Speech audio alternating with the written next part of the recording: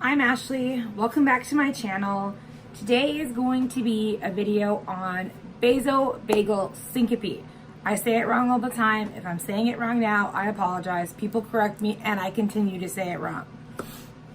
So on this channel, I post twice a week, Mondays and Fridays, and I try and keep things autoimmune topic related.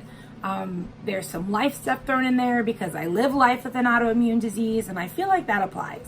So if that sounds like something you're interested in, please like it, give this video a thumbs up, and ring the bell so you'll be notified of my future content. So today I look a little different than I usually do. I am not sick. I'm getting ready to go to my mother-in-law's Mary Kay party. So I get to go get a free makeover, which if you watched my coping with, depression and flares video, it's a good thing. So let's get into vasovagal syncope. Basically, it is an overstimulus of your vagus nerve. And your vagus nerve is one of the longest nerves in your body. And it's responsible for sending all types of signals to and from the brain and the body. And it's located at like the base of your neck, and two parts come kind of out like this and they go down your spinal cord. The vagus nerve serves as the master controller for things like immune cells, organs, and stem cells, along with mood, digestion, and memory. So to have vasovagal syncope, you basically have an overstimulated vagus nerve that causes you to pass out. You can also have other symptoms like nausea. You can get warm all over your body. You can get tunnel vision. You can get really pale, sweaty palms, that kind of thing. Like you're gonna faint. That happens, like I said, when your vagus nerve gets stimulated, and that can happen from overheating. That's one of the reasons I started to notice vasovagal syncope in my life was the hot summers in Minnesota. Boom, I just started dropping. Pain, another trigger for me. Standing for long periods of time can really overexert your body, and then that triggers your vagus nerve and you pass out.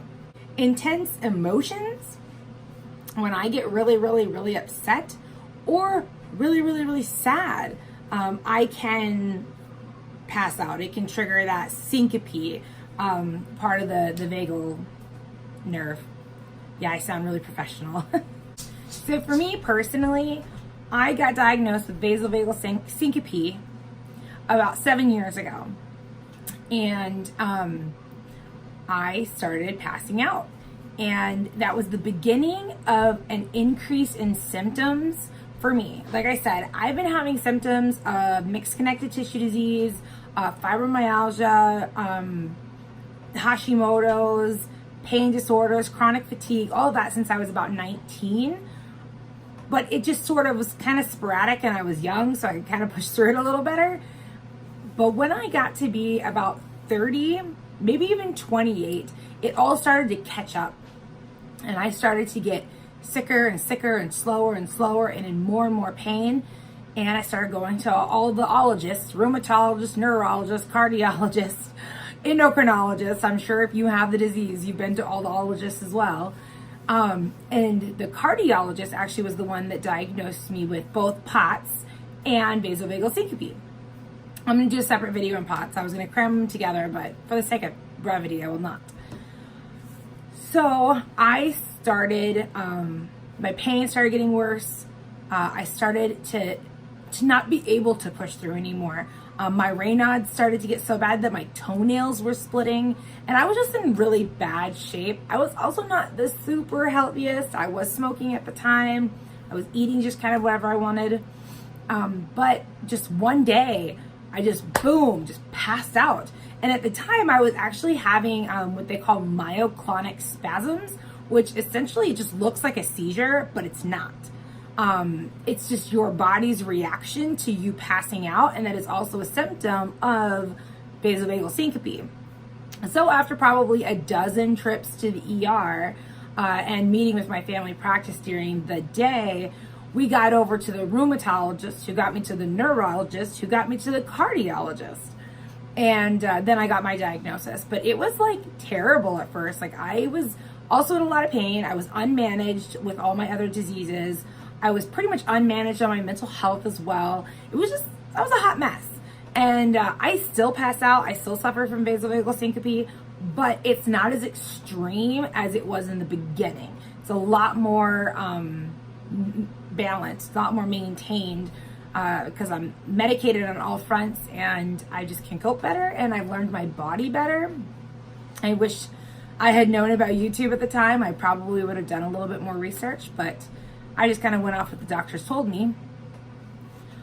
But that's like a brief synopsis of how I suffered from vasovagal syncope. I would really love to hear if you have this issue. Just leave it down in the comment section below and kind of tell me your story, or feel free to DM me.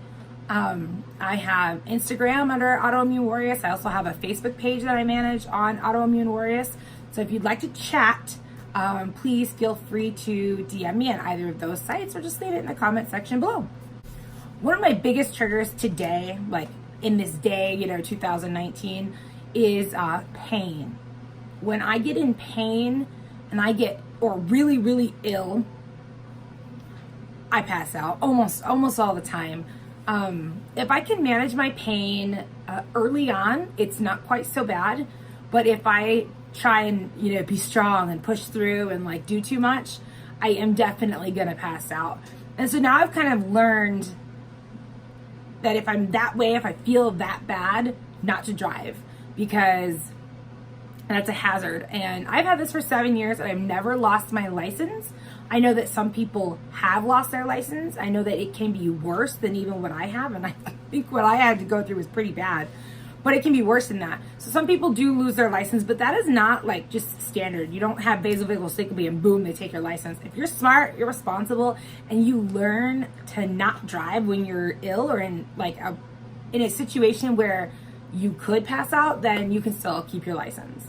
Some ways that I have learned to deal with this kind of on my own, but as I looked up like ways to deal with vasovagal syncope for this video, I learned that I was kind of doing it right. So one, you can wear TED hose. I cannot stand TED hose. They feel like I feel claustrophobic having them on. I can't even wear hand lotion because it makes me feel claustrophobic. So I will not do the TED hose, but compression leggings are good. They help the blood flow in your legs, which is part of the problem. Also, if you feel like you're going to pass out, there are warning signs, like the sweaty palms, like the, maybe sweaty face, or the tunnel vision, or any of that kind of stuff. If you can catch it before you actually just black out, you can lower yourself to the ground to avoid injury. And I've learned this over the years. I do sometimes still just splat hit the floor, but before I learned that, oh man, I have passed out going up and down the stairs. I've dislocated my knee from going down the stairs. I have passed out dead on the floor. I've hit my face just dead on the table and the floor. So yeah, if you can start to notice like your personal warning signs as to when you're about to black out to save yourself some injury, I would do that. So lower yourself to the floor. Once you lower yourself to the floor, you put your legs up. If you can't have anything to put them up on, like a couch or a fridge or something, have somebody in the house hold your legs up, because that will help counteract what's happening. Also, one of the other things you can do is you can lay on the floor, you can cross your legs like this and cross your arms like this and tense up your whole body over and over and over again.